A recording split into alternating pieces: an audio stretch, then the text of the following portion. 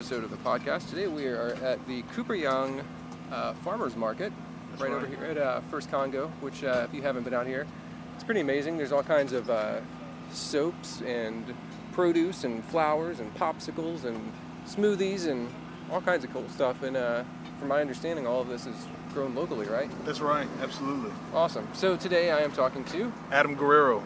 And would you call yourself an urban farmer? I would, kind of reluctantly, but happily.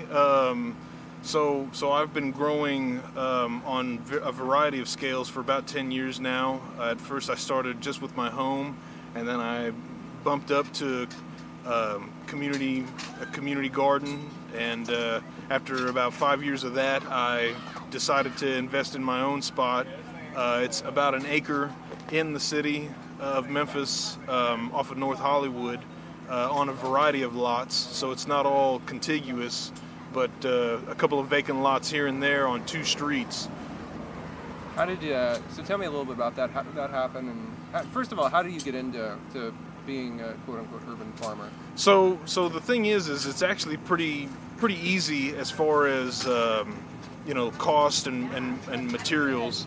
The land here in Memphis is so blighted that the county is basically giving it away. So I can get anywhere from a tenth of an acre to a third of an acre for about $250. That's about the low end of the price, and that's all the cost. That's all the prices, all the costs incurred. So it'll list for $50, but then there's all the paperwork, the legal work that goes in behind it that you also have to pay, but less than $300 easily. So how do you find a plot of land for this? The easiest way is to look on the Shelby County Land Bank, but you can also use the Shelby County Assessor's site. And I have to say, just as far as the costs go, the great thing about what we're doing in an urban environment is that it's very resource rich. So things that go into amending the soil, things like grass clippings, bag leaves, cardboard, paper, manures, all these items, wood chips, all these things are generally considered trash in an urban landscape, and they're getting dumped, at a landfill. And the thing is that those guys that are doing it professionally, picking up these things, landscaping companies and whatnot, they're paying to have that stuff dumped. So the best thing to do is to, once you get a piece of land for very cheap, to contact some of them and have that stuff diverted to you for free, and they'll deliver. I also, in addition to having them deliver, because of the scale that I'm on, pick up my own stuff. But, I've gotten a reputation from doing this for so long that people come to me. So beer breweries, the micro brews, restaurants and whatnot, they call me up saying, hey, can you get our stuff? Can you come get this stuff? And so it's all free soil enhancement. And that's the main trick. So it's not so much, it does matter somewhat what varieties of plants you grow and the climate they're in and the region you're in, the sub-region, all that stuff. But the main thing to growing is the condition of the soil. That's awesome. So you said you started this kind of at home, maybe in your own backyard or something? Or? That's right. I started in my backyard, then I moved to my front yard. After that, I'm also a school teacher professionally, and I incorporated a lot of the students. I live in the area that I teach in, and so, some of the neighborhood kids that also happen to be my students, they would come by and they'd learn and work it with me. And for a while there, we were even selling it at my students were selling it at the farmers markets like the one we're at now. They also know how to keep bees.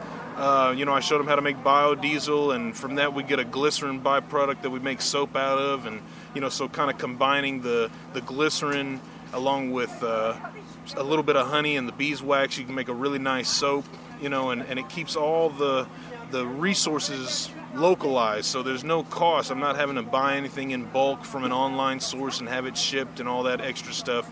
So not only is our cost low, our carbon footprint's low, and our skill level is high. How did you learn how to do all this? Because when we met, we were working in record stores together, and so right. now you're doing something I could never even imagine trying to do. Right. So I just kind of pieced this stuff together slowly. To be honest, the main thing that I started with was the biodiesel. So I kind of started my journey there. Once the most recent, Iraq invasion under George W. Bush happened, and the prices of, gasoline in a month tripled, I knew I had to find my way out. And I used to own a Honda CRX, this little small sports car, and I considered converting it to an electric car, and I'm just not as good of an electrician and mechanic as I am a chemist. So, chemistry, especially organic chemistry, is much more forgiving than electricity or mechanics are. Yeah. So, it kind of led me into that, and then I got into, trying to, once I graduated from college, I also started to kind of problem solve Memphis's issues. So between blight and infant mortality and nutritional issues, dietary issues, economic issues, it just kind of seemed to me that it all revolved around this land, and even educational issues. Like I said, as a teacher, I see real deficiencies in my students' learning, whether it's mathematics or science, and I teach math. I have an undergrad in math, and so it kind of lent itself to teaching these skills in a practical way instead of this totally abstract, with these strange hieroglyphics, like Right. students looking at a square root symbol and being, what the hell is that? What does that even mean? Right. So actually applying their knowledge, with biology and chemistry, and then also on a business level, an entrepreneurial level here at the markets, it really made the knowledge more practical and more applicable. That's cool. So how did they? You may have to move in a second. But how did the students respond? They responded pretty well. I mean, I had kind of a core group. We called ourselves Smart Mules. We were able to generate some media. At one point, code enforcement here in the county tried to crack down on us because we were also composting about 2,000 pounds of vegetable scraps from restaurants every week. We were doing vermicomposting, so there was no smell. The worms were, worms are voracious eaters, and we had reached a threshold where 2,000 pounds was nothing. By the next week, it was all gone. I mean, it was all turned into worm castings, and the worms were ready for more. So, we would track that data, by weight, by restaurant, all this stuff. Also to help out another nonprofit called Project Green Fork, to keep data and have something for grant writing purposes, all that type of deal, so they'd know what difference they're making. But just all these activities, made these young men, because I worked just with young men. There were a few young ladies that were involved too, but the lasting members were young men. And, it just made it all more practical. It made it all the more come to life. We did it for a few years, and I knew them from 9th grade all the way up to about 21 years old now. Oh, wow. Do you still keep in contact with some of them? Yeah, so, they help me out occasionally. Every once in a while, come over, just kind of talk, show them the next projects that I'm working on, that kind of thing. If I ever need an extra, heavy hand, they're there for me. But I've kind of moved on into doing my own operation, and I've partnered with some other urban farmers that I've, bumped into to try to scale up. And we call ourselves the North Memphis Farmers Collective. We've actually got a Kickstarter going on. We're trying to raise funds for heavier tools, heavier equipment, things like a tractor, maybe a bobcat, something to help us take the composting scale to the next level, so we can keep our soil well fed. We can expand, maybe a tractor with a breaking bar or anything that'll help us yank up some of the bricks and concrete that's in the soil, help us to clean it up, lug around any trailers full of leaves or wood chips or whatnot. So we're trying to scale up and not only just for ourselves, but to invite other people that are in North Memphis, because it's very blighted. The unemployment is extremely high, well higher than the national average. And, between those two things, try to show a model that you can get into this and join with us, and we'll show you how to do this stuff.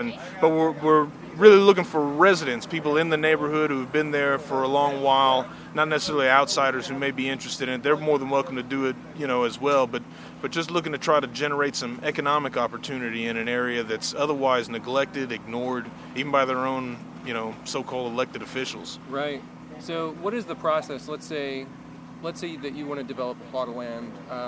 So you go and you find it on the website first. That's right, the land bank, Shelby Okay. County Land Bank. What's the process after that? So most people think that the growing season starts in the spring, but it's actually in the fall. So you want to begin to accumulate your soil amendment material in the fall. So the easiest thing is to go to grocery stores or restaurants or whatnot, get some cardboard, get some bagged leaves. If there's still bagged grass clippings, get that. And you really want to get some carbon-rich material, so paper, all that stuff will do.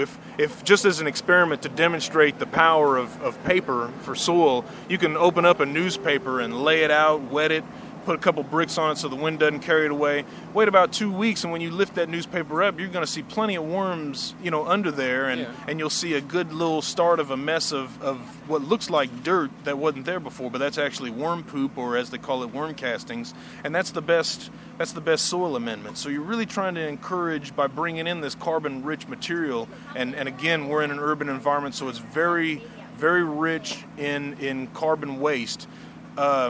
We're bringing this stuff in to encourage life into the soil. It's all about bringing life. Most people, when they get to gardening, they want to buy sprays, they want to buy things that are going to diminish the amount of life in the soil or kill things off. And that's really the wrong way to look at it. When you have a plant like a cabbage or a tomato, it's not actually able to break down and unlock the nutrients, even if they're there. So the heavy clay we have in this area, there's plenty of good nutrients. It's very mineral rich, but the problem is that it's locked up in these silicate compounds, and something like mycelium and worms, mycelium being fungus, and worms, when you encourage that growth with a lot of carbon rich amendments, they also unlock those nutrients, and then all of a sudden you've got this sort of highway network, almost like in the movie Avatar, where the plants and animals are able to intercommunicate by touching. The macro plants like peppers, tomatoes, cabbage, they interconnect with the mycelium like a superhighway and draw up a lot of extra nutrients out of the soil.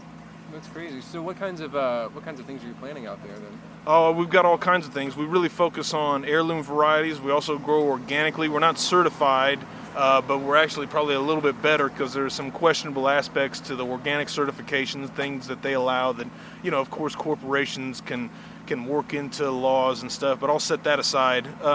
So we grow naturally, we grow organically.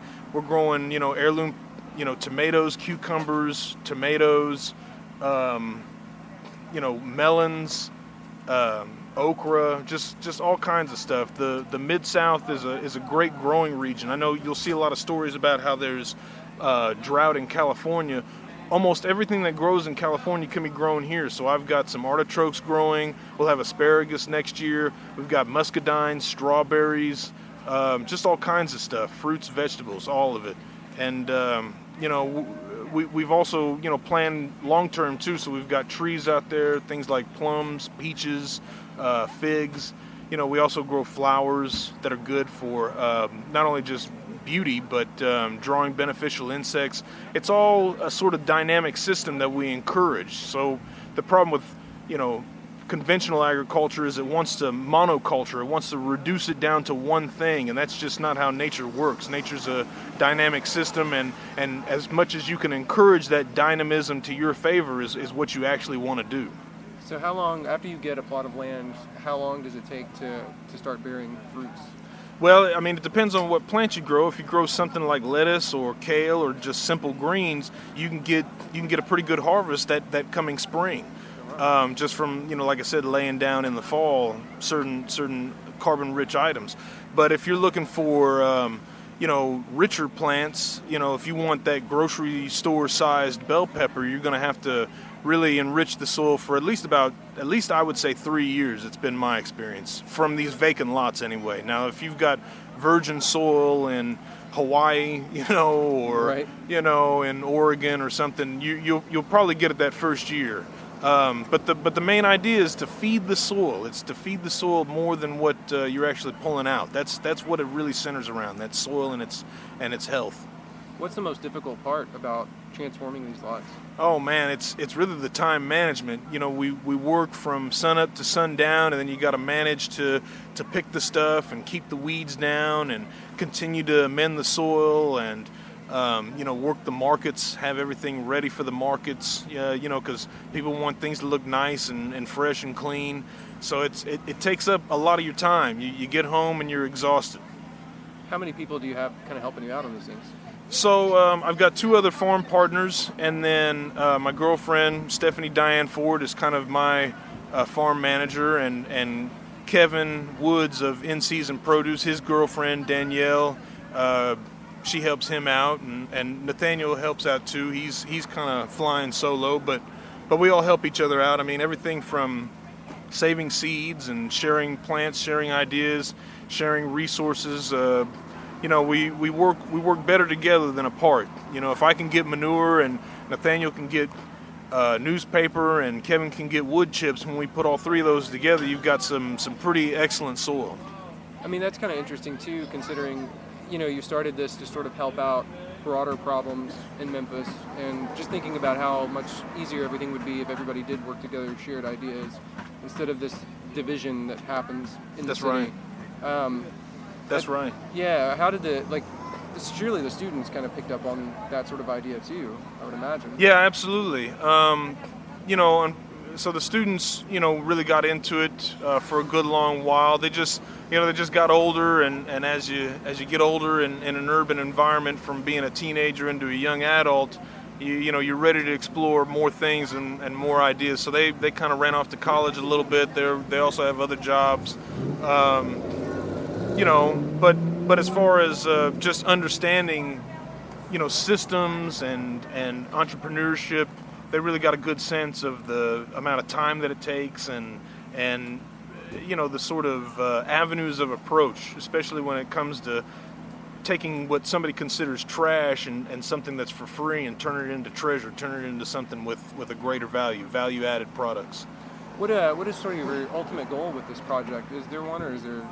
Yeah, so absolutely. So basically the idea is to eliminate blight in the city. That's the main thing, and in doing so, eliminate a lot of other things. So eliminate a lot of hunger, eliminate a lot of nutritional deficiencies. So in vast parts of Memphis, there are what are called food deserts, where there's simply no access to any fresh food. Basically everything is tobacco and alcohol products, or bagged chips, white bread, with bleached flour, just nutritionally empty, what they call empty calories, for instance. So there's just no good food, and that affects everything from,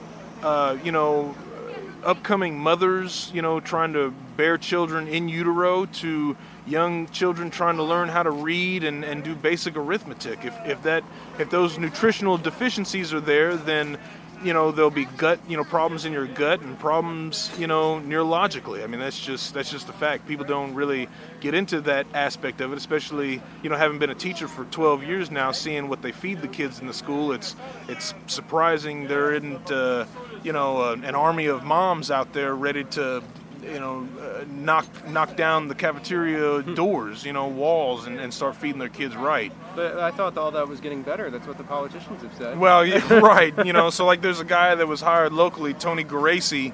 But the problem is with this movement is that with any movement, there can be a lot of smoke and mirrors. There can be sort of these false heroes, these people that maybe they did a one-off thing and somebody made a documentary or a radio online blog type of deal, and they got famous, right. and they really weren't anything to what they were cracked up to be. So, for me personally, I actually try to shy away from media. I try to limit my exposure to it just for my own ego. But like I said, the main goal is to take up these blighted properties, not all for myself, but I'm just trying to show a model that can exist for people to come in with low income to begin with and to become an entrepreneur, with just a small amount. So I'm willing to share seed, give advice, share resources. That's, like I said, the Kickstarter's there to have sort of a tool bank, a sort of central area where people can access tools and equipment.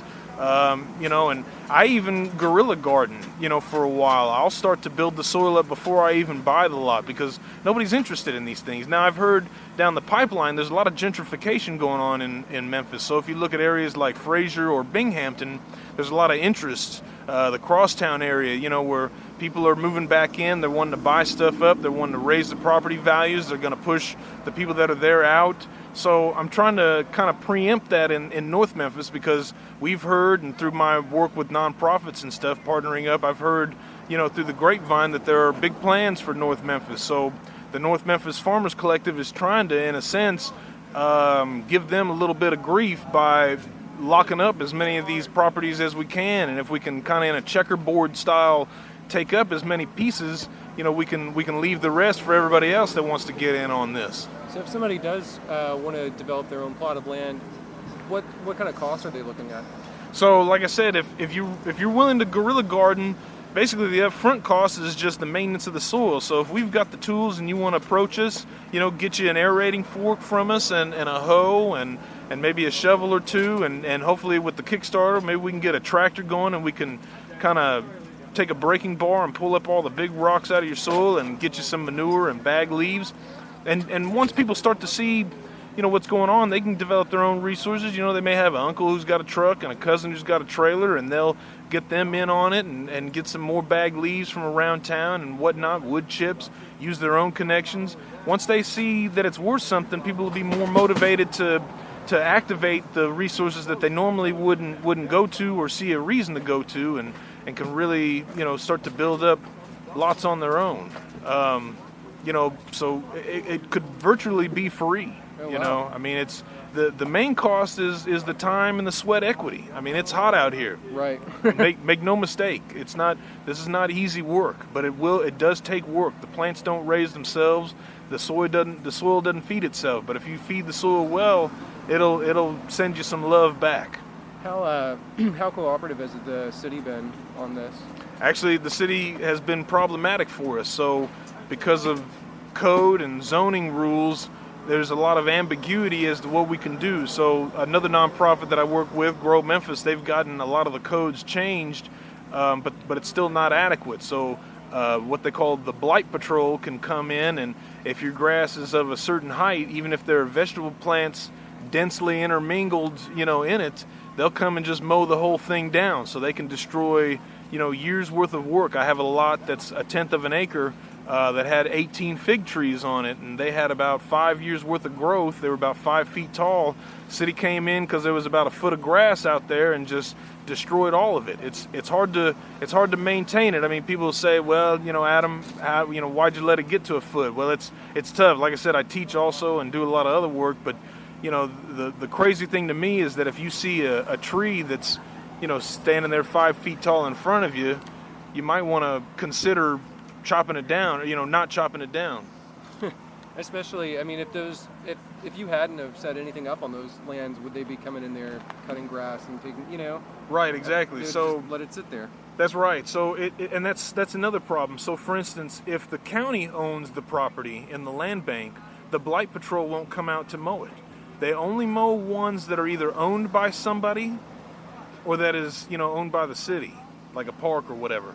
So, to me, I don't know this exactly for certain, but it seems to me what they're doing is that they're actually, while they're claiming to fight blight, they're also simultaneously kind of building up the bond rating of the city, because now they can say, well, look, this much money is owed to us by this many people because Right. we came out and mowed it. And from my time at a hedge fund, I know that debt counts. Right. So debt counts as wealth. So if the city is owed by a bunch of people all this money, they can use that to leverage, for any kind of loans or any kind of development they're wanting to do. And I know there are elements in the city that want to do big time development projects, whether it's the Coliseum. We saw the stuff down at Bass Pro, these pilots, where they let corporations come in without paying any taxes, all these incentives that come at a cost. So the city's kind of beating up on the little guy to help the big guy and then claim that they're bringing in jobs. Right. So if people are interested in setting up their own urban gardens or helping you out with the projects you're doing, where can they go for more information? They would have to get online. So you would either get online and go to Kickstarter. You can look at Memphis's list of Kickstarter projects. There's not very many, and we're right there at the top. You can look up Smart Mule, or you can look up me directly, Adam Guerrero, Guerrero. You can find me on Facebook. You know, some of my other partners, In Season Produce, has a Facebook page, and Nathaniel Davis has a Facebook page. Those are my two other partners. You can go straight to our Facebook page, the collective's page, North Memphis Farmers Collective, and send us a message. We're responsive. We'll get back to you right away. That's awesome. If somebody's got like a free Saturday or Sunday or something, I mean, is there somewhere they can just show up to help out? Absolutely. So we also work the farmers markets on Wednesdays. We go to the Botanic Gardens. That's on Cherry Road between Park and Southern. And then on Saturdays, we're here every Saturday, like we are today, at the Cooper Young Farmers Market here at Walker and Cooper. It's on the First Congo lot, right? That's exactly right. Awesome. Well, I appreciate you taking time out. And, Thank you, Richard. Yeah, man. Good luck on everything. And if you would like to know more, look up the Kickstarters, look up everything he just said. If you want to know more about me and all of the ridiculous stuff that I'm into that's not saving the city or helping people eat better, it's richardaylester.com.